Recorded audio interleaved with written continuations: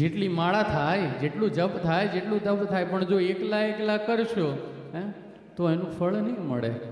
જો હું લોજિકલ માનવાવાળો વ્યક્તિ છું, લોજિક સાથે જીવવાવાળો વ્યક્તિ છું, એટલે તમને કહું છું કે જો અર્ધાંગીની કહેતા હોય આપણે આપણી પત્નીને, ભાઈઓ, આપણે જો આપણી પત્નીને અર્ધાંગીની કહેતા હોય, આપણે આપણા પતિદેવને આપણું અડધું અંગ માનતા હોય અને પછી એકલા એકલા માળા કરીએ તો અડધુરું જ થયું, આખું થયું કેવી રીતના?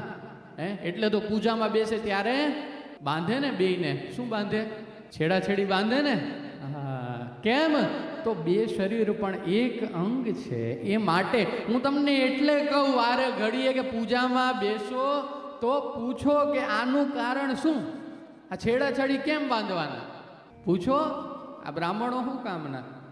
પૂછો. જો કોઈ પણ વસ્તુ સમજીને જીવશું તો એ વસ્તુનો આનંદ વધારે આવશે.